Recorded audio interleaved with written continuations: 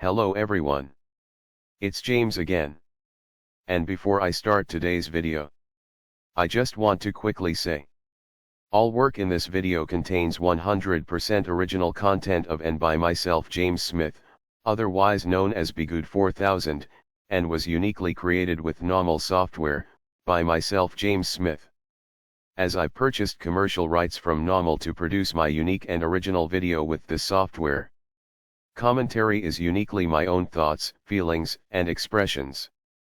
Now that I have that out of the way, I do hope your day is going way better than fantastic. And your journey to self-betterment is going way better than fantastic as well. Today I want to talk about how society is shaping into a haven or a home for narcissists. And how the narcissist man or male is being propped up to make that happen.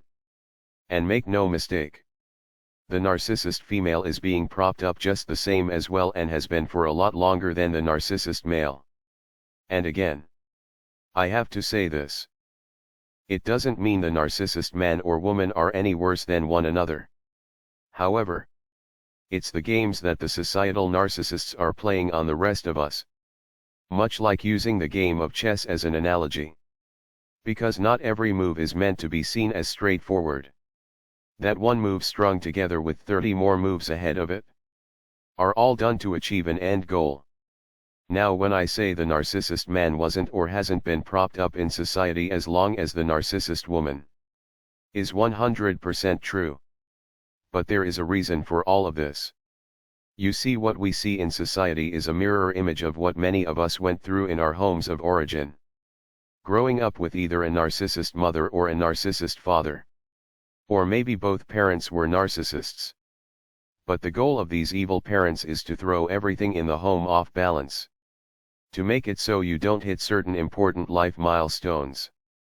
Because that will set off a chain reaction that can follow you around with one failure after another. For darn near the rest of your life. So those that run society, or the societal narcissists, the puppet masters, you get the idea. They too want to shuffle things around so the masses miss their milestones. So the masses get stuck in one trouble after the next. And one of these milestones is finding and vetting a life partner. And growing together and raising a healthy family together. Now I've mentioned this before. But the most successful families, and those that you hear about or see that have been married for 40, 50 and even 60 years. They knew each other for several years before dating even was a thought to them. They likely met in the 3rd grade or something like that. Maybe even kindergarten. They lived around the corner from each other. And they were able to observe over these many years what kind of person the other person was. Were they kind? Were they gentle? Were they hard-working? Were they consistent? You see, narcissists can and will play the long game if it suits them. But it's likely, especially at that age, the mask would have slipped. Now it's my belief. And I've said this before and I will say it again. I believe the most common narcissistic home dynamic back then was narcissist mother and narcissist father. Now, were there homes where there was one parent the narcissist and the other not? Yes. I do believe that was the case too. But I believe those are people that met later in life. Like in their 20s. They met at work. They met at a singles event or something. And the reason is there would be less of a chance to vet the other person. Whereas if they got to know someone when as a child, maybe they noticed this kid that lived next to them stealing someone's bike. Well, this might scare the other person off from dealing with them. But it might draw to them others like them that are up to the same evil. Well, how the narcissists that run society cause the chaos that they do is they increase the amount of decent people getting tangled up with those that do evil and those that are narcissists. How do you do that? You take away their ability to vet early on to make sure that person is right for you. But then you also create very strategic imbalances. You see, there was a time that an honorable, God-loving, hard-working man was seen as a great example of what a woman would strive to have in her life. And there was an acceptance regarding looks. Of course, if he were good looking, that was seen as a big plus. But the acceptance was, you by and large saw really attractive women with really attractive men. People knew their level and understood what they were capable of. So the good-looking woman wanted the man that matched her in looks. But first and foremost was a godly man and treated her well and was a hard worker. Same with the woman that wasn't very attractive or possibly not in the best shape. She was realistic with her situation. And she would find someone that matched her well, but first and foremost he was a godly man that worked hard and treated her well. But something happened. And that something was, the societal narcissists took away the jobs of these strong hard-working men to demoralize them. And make them not seem so attractive anymore. And then they raised up female narcissism as the gold standard of what a woman is to be. And it started in television shows and movies and advertisements. So forth and so on. So much so, it eventually took hold and stuck within the fabric of society. But the men were told to remain the same. To be old-fashioned and to still be a protector. Even if you are getting the short end of the stick. But again, something happened. A lot of men started to check out of the dating market. Marriage. Having children. And even work. Why? Because they were being seen as having no value. Now I want to digress for a moment and give an example both men and women can understand regarding this. For those of you that grew up in a home with narcissistic abuse. If you were made to feel like everything you did was wrong. What eventually happened to you while you were a kid? Well, most kids tend to withdraw. It can even happen as an adult. If you are around people that seem to belittle what you have to say. What will eventually happen? You will stop speaking. Because not only are your words and thoughts and ideas shown to have no value to these people, but you are belittled for your efforts. Well, this is the same situation men started to find themselves in. So they just said, I'm done with this mess. But some said, I'm going to adapt. Much like our golden child brothers and sisters. They noticed having no empathy and going for selfishness worked.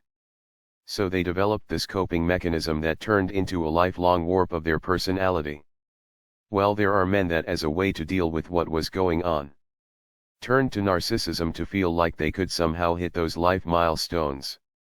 And the truth is, when you turn to narcissism, you will never organically hit those life milestones.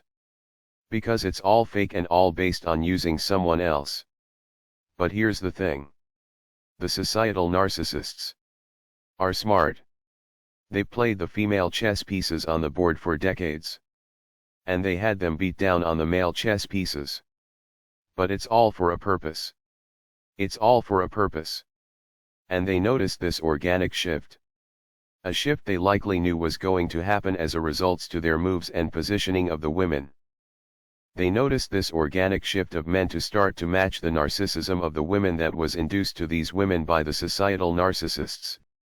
And what these puppet masters did and are doing, are now pushing this male narcissism to an entire new level. Because their hope is the same hope they had for the women.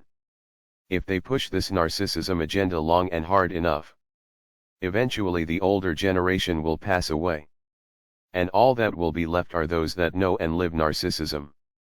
And they want the same for the men. Because if you watch any of these people that do street interviews, they interview people from all walks of life.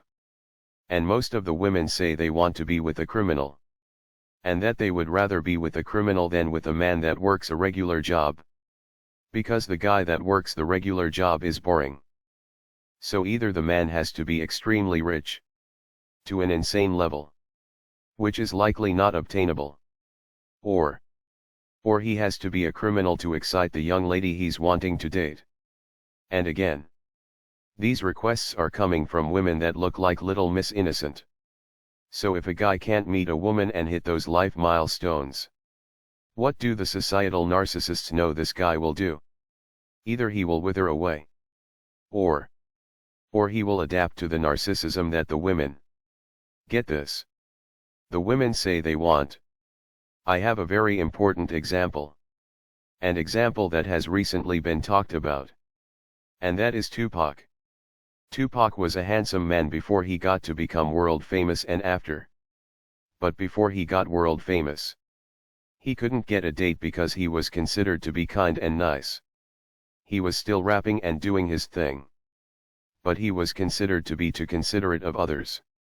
A trait that would have been seen as good and right decades before.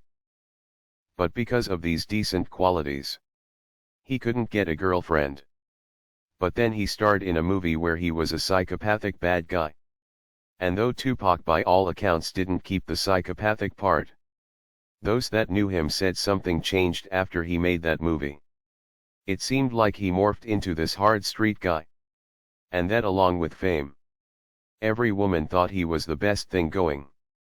Even Tupac said in an interview. And he actually seemed to be disgusted by this fact. That in his words. Just yesterday. I couldn't get a date or someone to dance with me at the club. But today I'm just so adorable and people falling over each other to get to him. But sadly. And I do say sadly. What did the morphing of his personality get him in the end sadly? A personality that women fell in love with. Well, it got him hanging out with people that were extremely dangerous. Violence was around every corner it seemed for Tupac. And the man that was arrested for allegedly having something to do with ending his life said that if it wasn't for Tupac hanging out of the sunroof talking to some women in a car next to them, he would have totally missed him. And not known he was there.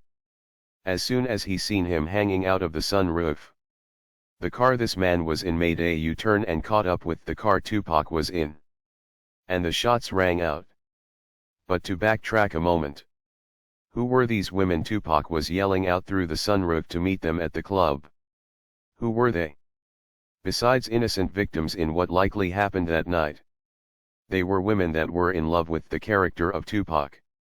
And if the shots didn't ring out, they likely would have made their way to a nightclub that was a known gang member hangout. Now let me ask you this. If the original or first version, the honest kind humble man, named Tupac went up to talk to these women, do you think they would have been given him the time of day? Tupac was great with words even then.